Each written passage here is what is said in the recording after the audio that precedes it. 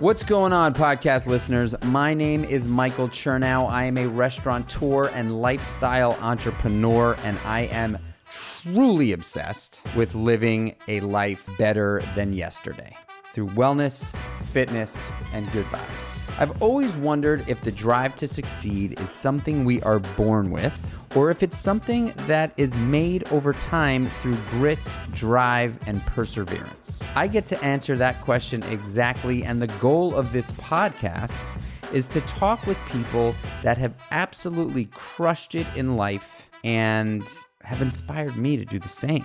This is Born or Made.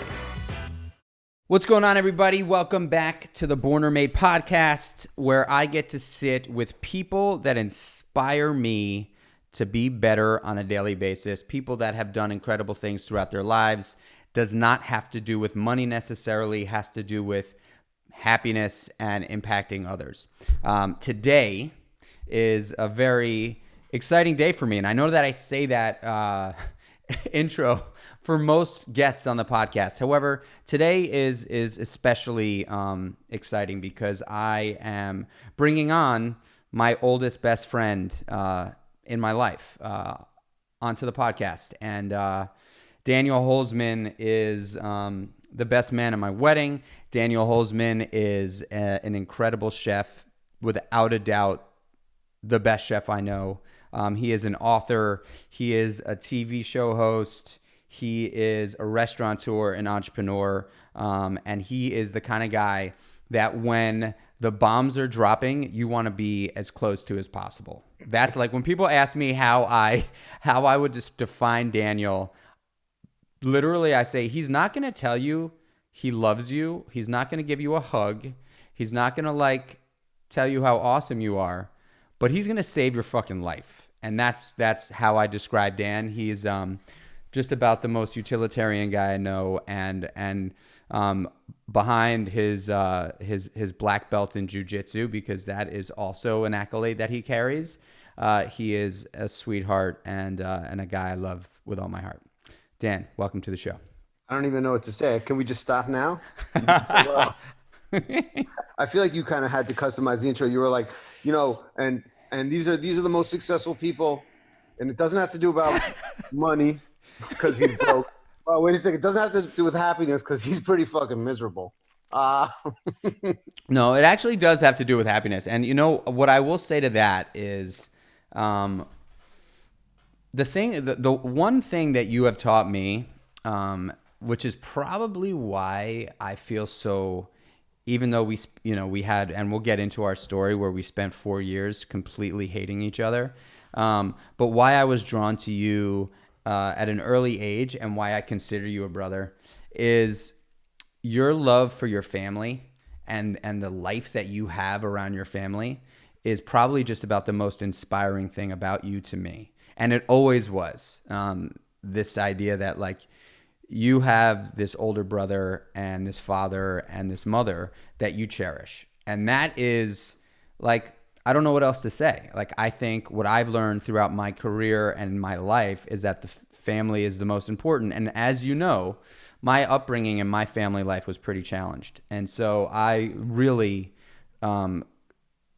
considered you and your brother and your mom and your dad my family. We were family. It wasn't considered. We're family. Right. I pretty much lived at your house from 15 on. My brother's got enough energy and love, and he's the center of that universe. He really makes that happen. He's you need him on the podcast. We can't get him over here.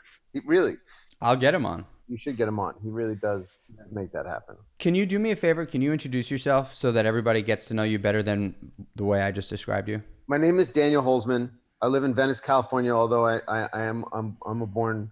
was born in New Jersey. I'm not embarrassed by that, but I do have to let everybody. You are 100% embarrassed by that. If you want to stop listening right now, I was born in New Jersey. I moved to New York when I was 3 or 4 months old, but that doesn't count. I grew up in New York City on 83rd Street, First Avenue, 3.5 blocks south of Michael Chernow, who grew up on 87th and 2nd. I don't think that math was correct. 4.5. 4.5-ish. I know that because Mike and I hung out, and he would always be like, "Yo, man, walk me home," and I'd be like, we would always hang out at my house because my house was was a more fun place to hang out. My mom was into hosting, and so what I mean by into hosting is my mom was a painter and she needed people to paint. So if we would just sit around the kitchen table playing cards, she would be happy. So then when we would leave, Mike would be like, "Oh, would you walk me home?"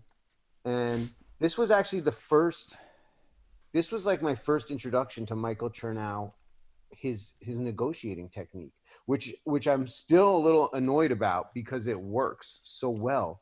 Because it was like I would be like, absolutely not. Why would I walk you home? I'd be like, all right, well, just like just like walk me out of the apartment. And then it was like, just walk me to the end of the block, and before you know it, you just walked Mike home, and you can't go backwards. Be like, all right, you want to walk me back home? That was it. So I remember that so clearly. I have like a very vivid memory of sitting on that, like on 80, I think it's 85th Street and 2nd Avenue. There was like, sort of like a landscaping bench around some trees or something like that. And us sitting there and you saying to me, dude, you always fuck me over this way. You always get me to walk you at least. Walk you home. Unbelievable. We grew up together. We went to high school together. Michael played the trombone and Daniel played the flute, which was a really practical win in my category because carrying a flute around is a lot easier than a trombone. I would love the trombone, quite frankly, but let's get real here. I didn't play the trombone. I played the tuba.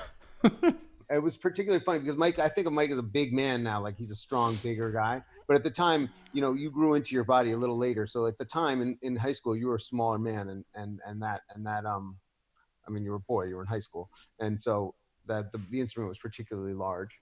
And then I went off to culinary school. I worked at some fancy restaurants from early on. I got real lucky and got to work at some like real fancy restaurants. I went off to culinary school. I moved out to Los Angeles, to Vegas, and I was kind of like in it as a chef. And I really wanted to, I was real career oriented. I kind of gave everything else up. I was super dedicated, and our lives remained intertwined as friends for the whole. That never ended. Mike moved out to Los Angeles and moved in with my brother and I, and we got an apartment, all three of us together at some point. A couple of times we tried to kind of like make a living thing work out, but it wasn't until 2007 or so. Yeah, when I graduated culinary school, yeah. Then Mike was like, "Yo, man," because Mike was always a hospitality guy, but he wasn't a serious career. He wasn't like, "Yo, this is going to be my career. This is what I care." It was like it was his career because he was a great bartender and he cared about it and he cares about, he's passionate about what he does. But it wasn't like that's the direction I'm going in. I mean, that's when I made the decision, probably in 05, that it was going to be restaurant, because that's when I sat Frank down. And said, this is what I want to do. And he told me that he didn't think I had it in me, and I'd have to go to culinary school if I wanted to really take it seriously. And so that's when I knew. Mike knew that he wanted to do it when someone was like, "You can't do it," and then he was like, "All right." Pretty much, yeah. When you called me up and said, "Do you want to open up the Meatball Shop, or not the Meatball Shop, but a restaurant together?" and I was kind of hesitant. I was hesitant to do that. You kind of got me halfway across America slowly but surely, and I walked you all the way home back to New York. You got me from California all the way to New York. Michael's a very, very he's a very persuasive man. You got to be careful with that guy. Let's be real here. The truth is that I graduated culinary school. I was incredibly fired up, and like I was like, I'm gonna do this. And I called Dan because there is not a single person on the planet at that time in my life, and even till today, that I think would be the person to open up a business with. And I just knew it. And so I called you and you were like, yeah, start putting shit together. Like I'm like the executive chef of this like big group of restaurants in San Francisco. Like I got a good job. I'm like dating this girl for a long time. Let me see if you're taking this seriously. And so I was like, all right. And I was like, look, man, I'm going to start putting it together. Anyway, I do remember very clearly having a phone call with you after I'd like put together all these vendors and all this shit, and I sent it to you, and you never responded. And then I remember getting on the phone with you, and you were like, "I think I broke up with my girlfriend." And in my heart, I was like my initial gut reaction was, "Oh man, I'm sorry." But then I was like, "This is the time." I was like, this is fucking perfect. This is fantastic. Finally, I can rip this guy back to New York. I was like, dude, why don't you just come home so we can hang for a little bit? And that, one thing led to the next. And Eli, I was having offline conversations with your brother, and your brother was just like, keep chipping away at him. Keep chipping away at him. And I did, and I got you back. A lot of luck involved in that one. Oh my gosh. A lot of luck involved that I was lucky enough to, because I could have so easily just been like, no. Daniel's also the founder and creator of Cubies, which was an awesome venture. No, that was an amazing learning experience. Amazing learning experience. There's some things in life where you can be like, I'm gonna do this, and I'm gonna make it. I'm gonna pick this up with my strength and my energy and my will, and I'm gonna just make it happen. And then there's some things that no matter how hard you push and how hard you try, are not gonna go the way you want them to. And Cubies was like a $4 million lesson in quit pushing. Tell us a little bit about Cubies. My big brother, again, Eli Holzman, he might not have been 1,000% sober when he came to me and was like, I've come up with the most amazing combination ever. Rice Krispie treats and ice cream.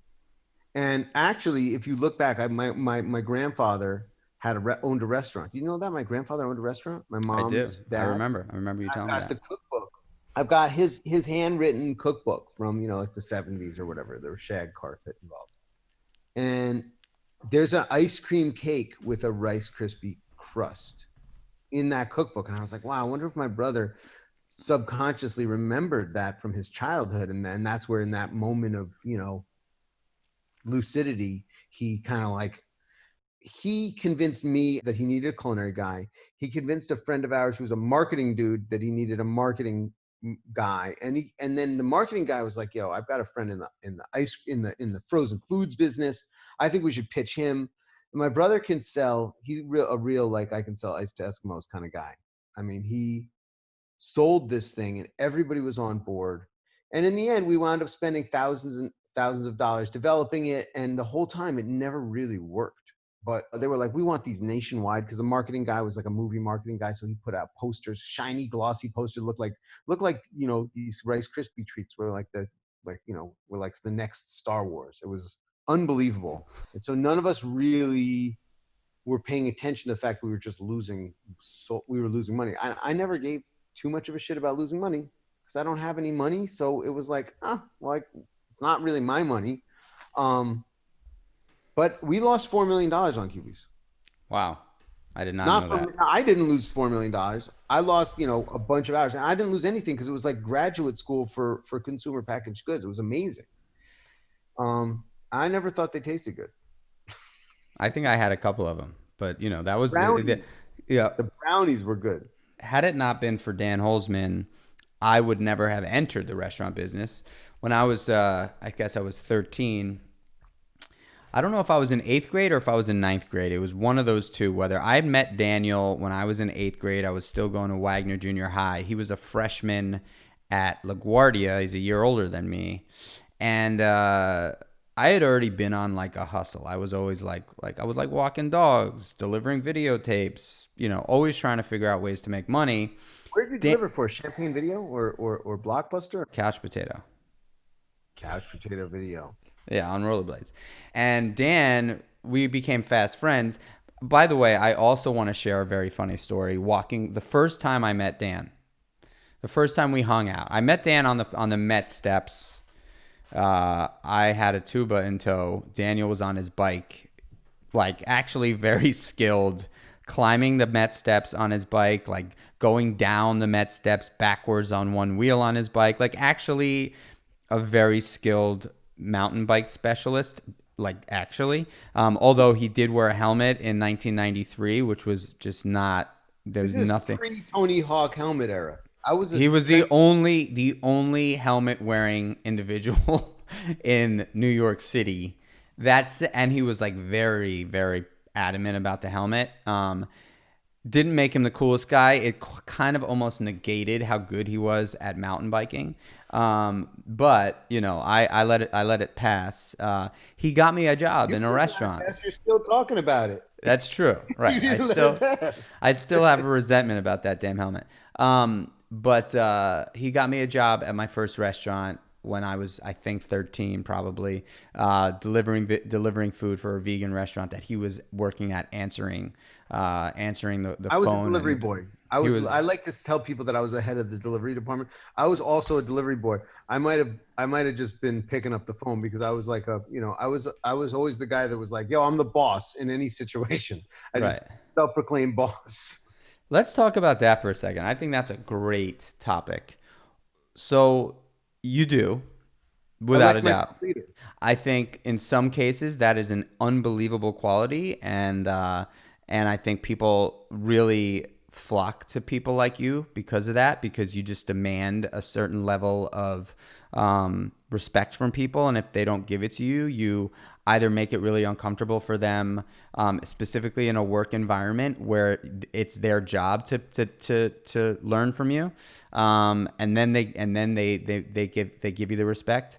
But I just remember as early as I can that you were this guy that you didn't really care what other people thought ever. Never did you care what other people thought. Like, and I don't mean like in an insensitive way. I mean like how you dressed, what you said. You were just like Dan Holzman, and everybody loved you for that. I mean, you were just a very, very unique character, and still are. And I think that's why people love you so much. But where do you think you got that trait from? That I am going to take control pretty much of every situation I'm in. The thing I'm real obsessed with right now is the idea of, where like often the same things that are our biggest flaws are our biggest strengths. I feel like that's actually not quite true. I feel like you can find your greatest strength, and kind of like if you really dig deeper into it, you could probably weed out a lot of the flaw, and it's not really one and of the same thing. Why don't you just unpack that for a second? So what do you mean by that? So like I have the confidence to sit forward and say, I don't give a shit what anybody thinks. I'm the fucking boss in any situation. Like we all know that when you get 10 people together, there's a power vacuum in every situation, and like somebody just steps up. And most personalities are in the middle and don't really have a strong care about whether they're going to lead or follow. Some people are distinctly like, I really don't want to lead. I'd rather be told what to do. And some people are like, I really want to tell people what to do, and I just don't want to follow. And I think my father had a big chip on his shoulder about, for whatever reason, and probably partially because I modeled his behavior, and partially probably because there's some inherent, something in our nature of the Holzmans. There's a famous Holzman saying, it's "go fuck yourself," which my dad had mastered. If you disagreed with him, it's a real argument ender, because there's not a lot of coming back from "go fuck yourself" that you can logically fight with. Mike has a similar amazing argument technique, which is an emotional "you hurt my feelings." And so when you fight "you hurt my feelings" against "go fuck yourself," you get this really special, like, it's kind of like the most, it's like the strongest acid versus the strongest base. Both of them are caustic, and they're both winning, but the two of them cancel each other out, and that's why we butted heads, actually, because we have the exact opposite technique of frustration. Like, although I do remember you shedding a tear once at Meatball Shop. I did a single tear. I still have that tear. I saved it. It's like a gypsy or a unicorn tear. You froze it? Powerful. Yeah, I kept it. I bottled it so I could prove it. Dude, my psychiatrist the other day, he called me a sociopath, and I was like, let me just show you something I got on my keychain. I'm on one tear. But so the idea that strength to forge and the confidence to say, I'm going to lead this situation. You don't have to give up listening to other people and and recognizing when somebody else is more expert in something, and allowing them to take the lead. We all know at this point what that a great leader surrounds themselves with, intelligent people in different areas. And a leader of a company or of a group or of anything, if they're going to do a great job, all they're really doing ideally is trying to compile the best ideas of the group and help shape the vision so that there's a unified direction that everybody is traveling in and fighting towards. Conducting. Yeah, like they're but it's not even conducting, because conducting is like I have the score and I'm going to tell everybody what to play. It's more like, hey, I think we all already know that we're trying to get over there. So all the leader's doing is keeping everybody on track and focusing the energy so that we're all working together, but it's the individuals that are actually pushing to get there. And by, so that great strength is not also the great weakness. The weakness of, I'm going to do it by myself, that comes often with the ego to say, I'm going to be the leader. That is a weakness, and it's separate from, and it doesn't have to live together. You can get rid of, and there are so many examples of genuinely great leaders who are able to get out of their own way and let people march through them and drive them to where the whole team needs to go. And so that's the hardest bit. Like that idea that, because I think many of us make the same excuse for ourselves. We're like, my greatest strength is my greatest weakness. And so like they just come together. It's a package. And I wouldn't be so great if I didn't also have these flaws. But it's like, no, actually the flaws are still flaws, and the strength is still strength. And if you can really pick it apart and get rid of the flaws, then you'll be even stronger. So, not go fuck yourself, but like, why am I angry at you? It's funny that I think that is absolutely profound. I think that, as I have had to learn an enormous amount of who I am as a leader throughout my career, I think you have as well. I think the two of us, when we started this business together, we're both alphas. We are both alphas, but we have very, very different styles of leadership, right? I always lead through like positivity, motivation, and kindness, right? And I got steamrolled, and I've been steamrolled a number of times because of that. But in many cases, I would have rather been steamrolled than I don't have the ability to lead the way you lead, and I think that you probably got more respect from people that wanted to really grow in their career as cooks because of your leadership style, which is like, listen, I know what I'm doing. I don't need you to try to tell me I'm doing something wrong or tell me I'm not doing this right. I know what I'm doing. I've been doing this forever and ever. If you don't want to listen to me, then get the fuck out of here. And I think that was, for many people, motivation to say, hey, I'm going to prove this guy. I'm going to get the respect from this guy. And in my case, I always led through kindness. I always and I still do, you know what I mean? Like I'd give, I remember, I'd always want to give someone another shot. And if someone was, and you were probably right a lot of the time, where you'd be like, this person is not going to change for you. And I always gave people the benefit of the doubt, and I got bit in the ass a number of times, and sometimes I was right. But I still give people the benefit of the doubt. And sometimes I win and sometimes I lose. One thing I just want to also mention, and this is as real as it can get for me. When I was just thinking about this when I just took that little break. And don't let this explode your head, but this is true. I think you are probably the best teacher I've ever had in my life. And I'm not saying that because I'm trying to like toot your horn. I'm saying that because it's real. I remember when we started doing the Meatball Shop. Now, when Daniel and I built the Meatball Shop, actually, the two of us built it together. I had never done construction in my life. I had no idea. And my father never taught me anything, even though he was a master electrician. I'd never used a power tool. I was a New York City kid, through and through. Just like, you just didn't do that shit. Daniel was very skilled, but one thing that I learned in that process of building that restaurant with Daniel was that even in the things that he did not know how to do, he had the confidence to put the nail in the wall. And I remember, being so scared to embark on this project because I had no idea how to build a restaurant, no idea.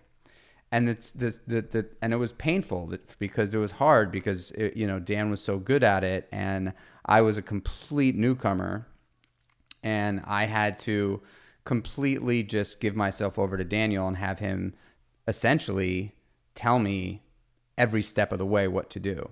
But what I will say is that, and there's so many lessons I've learned from you throughout my life, but grabbing a hammer and putting a nail into the wall with blind faith that you're doing the right thing is actually an incredible feeling. And if you can do it enough times, you gain confidence. And then when it comes to starting a new project, you might not know how to do it, but you have the confidence to go in and try and just fail. If you fail, you fail. And that was something that I learned at the Meatball Shop, building that restaurant was one of the most valuable experiences I've ever had in my life. Not because it was opening up our first restaurant, but because I was doing it with a guy like you who just had blind confidence in that.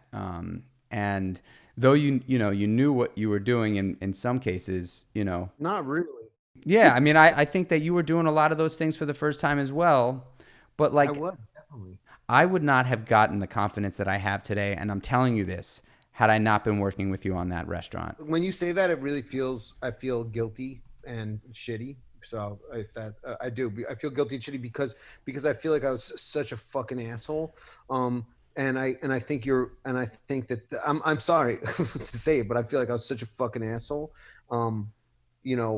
Because the reality is that I don't think that I did any of that for you. I think if anything, what I can see from the evolution of there's so many years of our relationship is that that confidence, you were going to get that confidence because you're an intelligent, able person, and that was going to come to you because you were going to win. And I stood in the way and held you back from getting there earlier by not recognizing it myself early. I obviously wasn't either confident or intelligent enough to recognize that the methods that you were employing to go about almost every aspect of your life were a little bit different than the methods that we attack every problem in a different way. All people attack problems in different ways, but Mike and I both really look at a problem and, we both see the same problem, and I am just faster to be like, my way is going to win. Here's why. So this is how we're going to fix this problem. Your way is stupid. I certainly don't feel bad about that whole experience. I would not have changed anything outside of maybe saying yes to the Stripes group when they made that unbelievable offer to us. How about when you disinvited me to your sister's wedding? You should have. That was. I mean, that was mean. That was mean. Yeah, I did do that. But like a great example, you just brought it up, right? Like where the COVID-19 thing, and fear definitely does motivate. However, on the other side of the spectrum, it's short-term motivation, right? It is not like, and you can look at it now, like, people are not afraid of COVID right now for the most part, right? Like people are out on the street running around like crazy. Everybody wants to get back at it. And it's 3 months and there are still cases and there's still people dying. And so fear isn't a long-term solution, in my opinion. It's the marathon shit that we're after. And however, what I'll say is if it wasn't for your style of leadership and my style of leadership together, like a sandwich, the Meatball Shop would not have been what it was or what it is. And I say what it was because I believe that there was a moment in time where the Meatball Shop was probably the most sought after restaurant in one of the coolest neighborhoods on one of the coolest blocks. But it's true though. I'm not, dude. It was. I mean, you can't see that Mike is smiling right now because I used to make fun of him because he did a speech where he would be like, "This is the coolest restaurant on the coolest block in the coolest country in the coolest and so we're the coolest restaurant in the world." And the truth is that, if you don't believe in yourself and if you don't believe that that's the case, then why the fuck are you getting out of bed every single day? And how are you going to motivate a team to follow you down that road? Like, because you know what people don't want to hear? This is a mediocre restaurant you're working for on a mediocre block in a mediocre city in a mediocre country. So this is a mediocre restaurant. So I'll pay you an extra $1.50 an hour if you want to come in and work at this shitty place. No one wants to hear that. People want to work for somewhere special. And then when they believe they're working for somewhere special, it attracts special people that want to work in a special place. And that makes it special. And so it's a self-fulfilling prophecy. And it comes from the guy at the front of the herd saying it's special out loud and not being embarrassed about it. And I was embarrassed to do that. There's different kinds of athleticism. There's also different kinds of smarts. And, you are a very smart guy. You are an incredibly intelligent guy. Like you can read, if there's something that you're interested in, you will study it, research it, and retain all of that information and be able to recite it back in a functional way and apply it to whatever it is you were trying to do. And that's like a very intellectually smart person. There's another kind of smart like me, and I also had to learn this through our experience because working with you, it was very difficult for me in a number of ways, not only because I just felt inferior because you were so fucking smart and you knew numbers like, or at least you played it off like you knew numbers really well. But, I was terrible at numbers. However, I was able to win the room most of the time, right? And I never valued that. When we were going through our partnership, I wasn't able to place like as much value on the ability to emotionally connect and emotionally win with people because we were creating a business and it had so much to do with nuts and bolts and P&Ls and, which is stuff that I've learned over time. But even to this very day, it is by far and away not my strong suit. And so I think what I was saying earlier is this idea that the two of us together, though it was difficult because I used to say to people, why, someone would say, why are you having a hard time with your partner? And I would say, well, it's very simple. I'll look at a wall in one of our restaurants and I think about what is in front of the wall, the color of the wall, the picture that's on the wall, the chair that's on the wall, the chair that's at the table sitting against the wall. And my partner Daniel thinks about what's behind the wall, the studs, the fucking electrical, the plumbing that's going through the wall. And that is literally how the two of us think. He could give a fuck what's on the front of the wall, and I could really care less about what's behind the wall. But that's how we think, and that's why it was so difficult for us to make decisions because he thought a very different way than I thought. Although we were trying to, come to the same solution goal, and there were times where we fought and made really unbelievably great decisions. Hence the Meatball Shop. And then there were other times where we just banged each other's head against the wall and it was really, really hard and it was painful. But again, I wouldn't trade it for the world. I wouldn't trade it for the world. I think we have one of the most dynamic stories. And, I still believe that you are, even after all we've went through, the first person I thought about when I was thinking about this next restaurant that I was, I was about to do 6 months ago before COVID, the first person I thought about was you. First person. And I called you right away. I don't know if your mother told you, but like, I will honestly say that the best thing that happened to me in 2019 was the rekindling of our friendship. 1000%. It was I never thought that you would take me back into your life as a friend, and the fact that's happened is just still probably one of the strongest things that's happened to me in the last 5 years, because it was so terrible that I was out of the Holzman picture for me, just because you guys mean so much to me. It's so funny because immediately we were like, maybe we should do another business together. Like immediately, we're like, wow, we were best friends. This was the greatest friend I've ever had. This is the most fun I've ever had. I love this guy like a brother. Fuck, we were in business together, and it almost completely snuffed out our friendship. Finally, we get back together, and we're like, well, let's do that again. But it did snuff out our friendship, and that is something that I think is very rare. I think it's rare I don't think it's rare for friends to go into business. I don't think it's rare for friends to get completely displaced through business. However, I do think it's rare for friends to come back together and pick up where they left off. The same thing that got me to come to New York, which is you saying, hey, Daniel, I'm going to do this. Whether you like it or not, I'm going to do it. Whether you're part of it or not, I'm going to do this. So I want to do it with you, but I'm going to do it on my own. That confidence was like, well, I got a fear of missing out. This guy's going somewhere. This guy's is going places, and I want to be part of it. And then in our business relationship, I was a real bulldozer, and not as and I disallowed you from being in a lot of cases from being the magic, that and giving the magic that you have to give.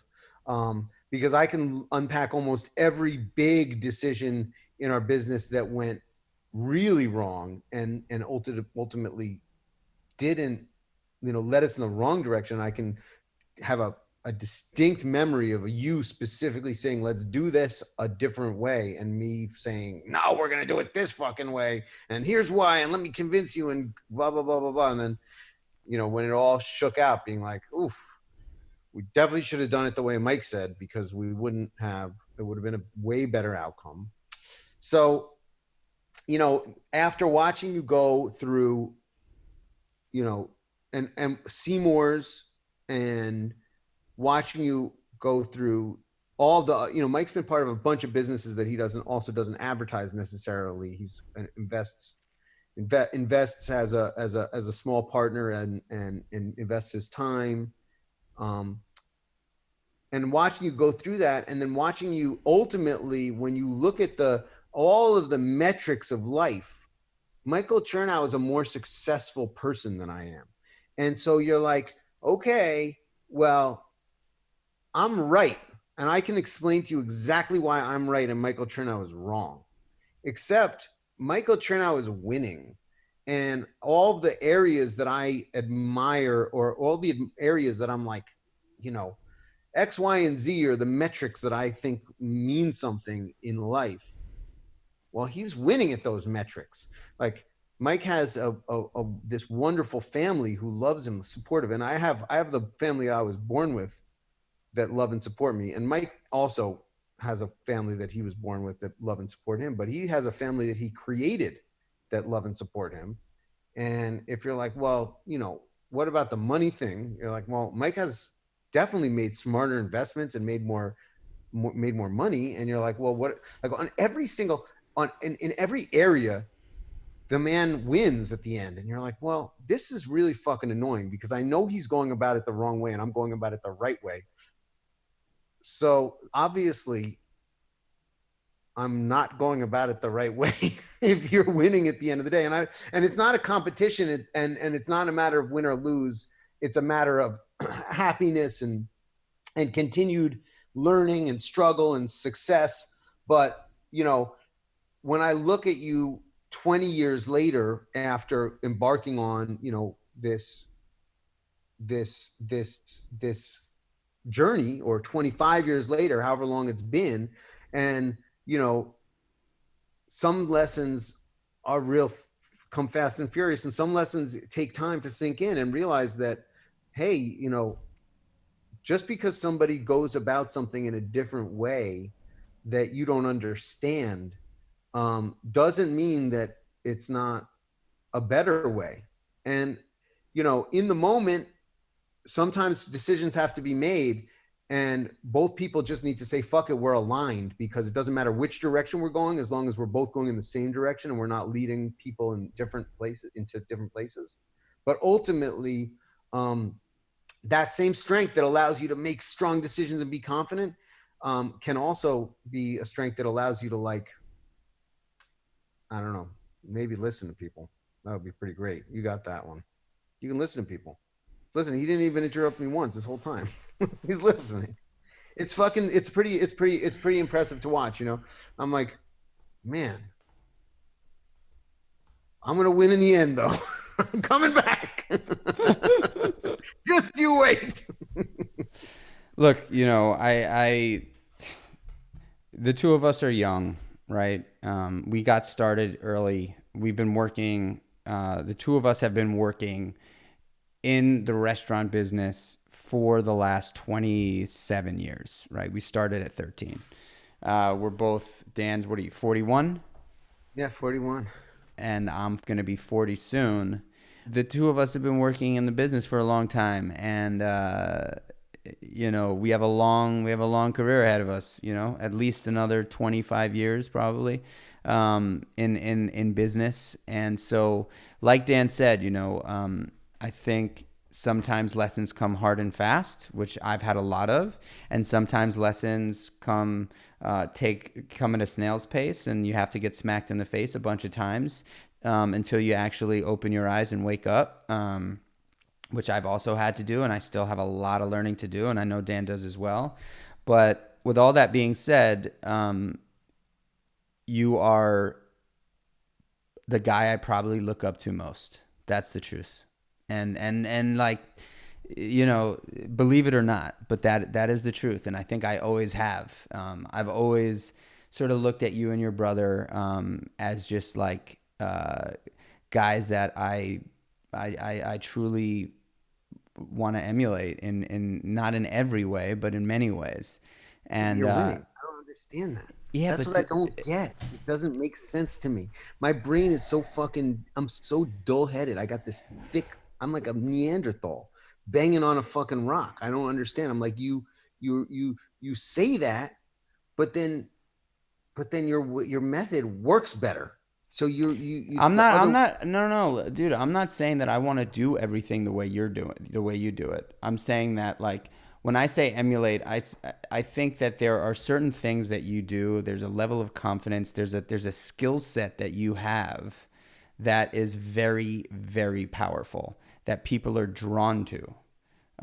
You are, and I think that as you're getting older, I think that you're also softening up a little bit, which I think is really important for you. I think it's really, in your last relationship, I saw a level of compassion that I probably hadn't seen in you, and I thought that was a really, though I know it was a tough road in that relationship, like I saw you learn. I saw you become empathic and have compassion. And not that I didn't see that before. I mean, dude, you're the best man at my wedding. I could honestly say that you are the guy that I would consider my best friend, even though we don't see each other as often as I'd like to.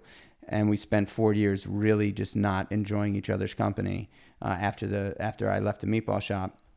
But you have something that is very unique and very special, and I know that, like, you are going to make smash hits. I just know it. I mean, I just know it. And that's why, literally, I couldn't believe I was talking to you about opening up another business with you. And when I was talking to you about it, I was like, I think I've grown up a lot. I think he's grown up a lot. There could be a chance, because what we did with the Meatball Shop was epic.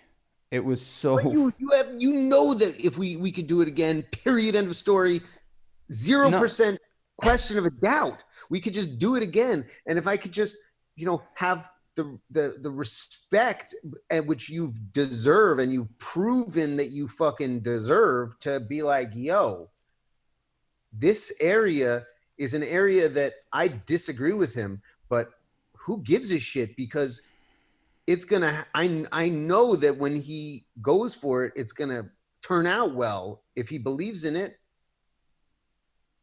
then it would be it would just be such a great success. We would win. it would, and I think that we probably will have something. I really believe it. I really do. And again, like I said, we're both young. I mean, I wish you would also, like, have spent a little time talking about, like, how passionate you are as a chef and how hard you worked. I mean, I just want to say that, typically we talk a lot more about story on the podcast, but I was so excited about this one because this is as real a conversation as I think I can have. This wasn't like a formulaic style podcast. This is like two best friends talking about their lives together, going into business together, really fucking up the friendship, and then coming back and proving that it's possible to come back from something like that. And we didn't really get into how, the depths of how bad it was in the business, but it was really bad. I mean, the two of us really, really hated working with each other at a certain point. It was fucking fist fight bad. It was fist fight bad. It was really bad. Fist fight bad. It was two people who are actually, I'm actually not a violent person. Physically violent person. Michael Chernow is not a physically violent person. And we were fucking like physically violent with each other, fucking furious, angry, like you're the worst relationship you've ever had with a significant other that just makes you want to just take them outside, strangle them, and just bury them, and just, it was that bad. It was really bad. And the worst part about it was that, like, it makes you think, right? You say to yourself, what happened to that amazing band? Like that band that just had that huge hit after hit, like on cloud nine. And then you hear that the band broke up because of different personalities. And you're like, but how the fuck could that happen? Like, how could such a successful thing get broken because someone didn't like the other person or someone didn't agree with the other person? Like, how could they possibly let that thing fizzle away? And like, you and I are a living example of, it is very possible, and you can learn from this. You could learn from it. If you're in a relationship, whether it's your wife, your boyfriend, your husband, your business partner, and that's our case with Daniel and I, you can, like Dan said, like, you can figure out a way to actually get through these fucking times without having to destroy everything in your path. And I think that we had to go through what we went through to become the business people we are today. Daniel just landed a huge book deal. The guy he's authoring his second cookbook, and he's got a restaurant in the works in Los Angeles that he's going to be opening up as soon as this COVID thing sort of settles down a little bit. And I mean, really, you are a true sort of icon in my life, and I think in the lives of many people, whether you know it or not. I mean, I think you know it. You are a legend. And easy come, easy go. A lot easier going than coming, but easy come, easy go. The truth is that you say you're not winning, man. You're sitting in your own house in Venice. You've got an awesome project that you're working on. You've got a restaurant that you're working on. You didn't have the greatest relationship with your ex-wife, but you know what? You're a catch, dude, and you're a catch. But that's another fundamental difference between you and I, is that when Mike is actually an optimist and I'm actually a pessimist. True. And this is real. You look at the glass as half full, and I look at it as half empty. And the same thing that drives Mike, which is, it makes me happy to see that glass half full. I'm driven just as hard because I'm like, this glass is only fucking half full and I want it to be full. And that is just something that it's taken me some, and a pessimist will constantly tell you that, well, that's just because they're smart. The reality is that that's just who I am. And it's something in my nature. And I wish that I could look at a room that had 12 light bulbs in it and one was out and think, it's so great that there are 11 lit light bulbs, instead of sitting there thinking, this is terrible, there's one light bulb out. I was very, very excited for this call, for this podcast, and I think that this went. I think that people are going to get so much out of it, because to be able to hear people that love each other, though, think could not be more different in terms of the way they think. You know, I believe in my heart of hearts that optimistic thinking is the way to go. You believe in your heart of hearts that not thinking about the worst case scenario is. I disagree. I think you're right. That's what I'm saying. I think the optimistic point of view is definitely better. You sit in front of from a motivate. It's a better way to go. But just the thing is that if you have to be true to yourself, right? Like I could sit around and be like, let me be the Barney guy, but I would not be playing to my strengths. So what I need is I need the Barney guy. You're the Barney guy. You're that guy.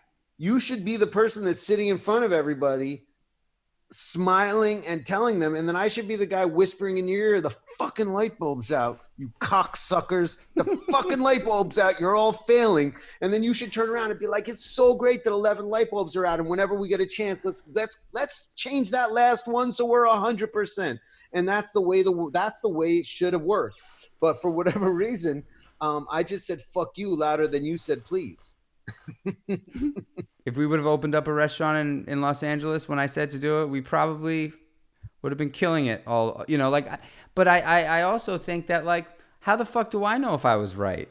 And like you, and you said it perfectly, when I thought I was right, my default mechanism is you hurt my feelings if I don't get my way.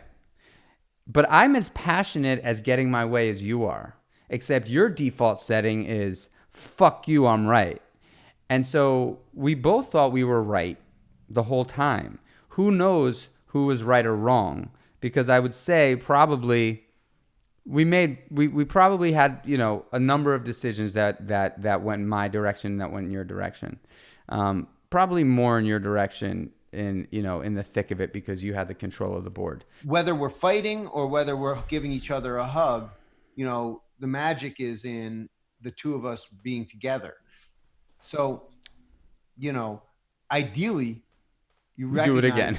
Maybe with maturity, that it's a lot nicer to be giving each other a hug than punching each other in the face. But magic is magic. I choose to call you my best friend, and I'm right there. You are one of the most successful people I know, and I love you like a brother. And I would also want to say to anybody listening to this podcast that life is it's actually long. I don't believe life is short. However, that doesn't mean that you should not do everything in your power to have the greatest relationships, whether they're painful or not, sustain in your life, right? So I think one of the best decisions I made was really push to convince Daniel that we should be friends again.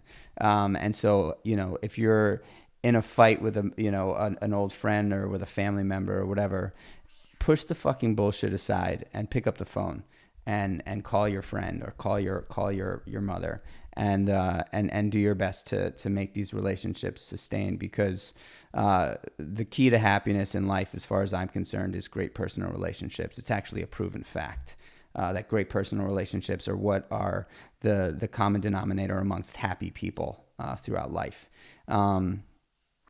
And so I wanted to say that, and also, Daniel, do you believe that you were born with an inherent ability to be the person you are today, or you were made through experience, grind, and grit? I'm a real nurture over nature guy. I think that I think that we're definitely born with certain positive and attributes and areas where we are not naturally as strong as others. Um, but but I think that I'm sitting here. I got a niece and a nephew, a little girl and a little boy, and I watch every single day when people come over to the house.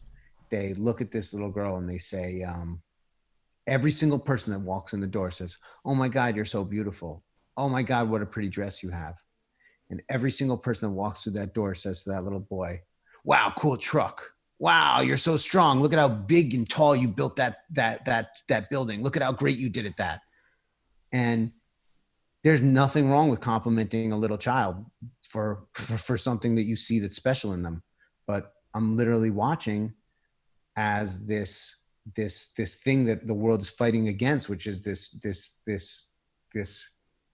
issue that we have with putting gender in a box, is being perpetuated right under my nose, and there's nothing I can do about it, because I can tell my niece every single day how cool her castle is because it's so tall, or how fast she runs, or how strong she is. But I can't fight against 100 people that are saying how beautiful her dress is. And you should tell her that she has a beautiful dress, but you should also tell her how strong she is at the same exact time.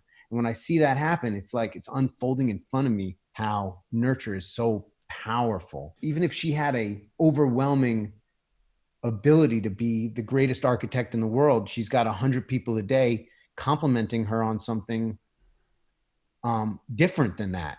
And so she's not getting the positive reinforcement that's helping her to grow that skill within her.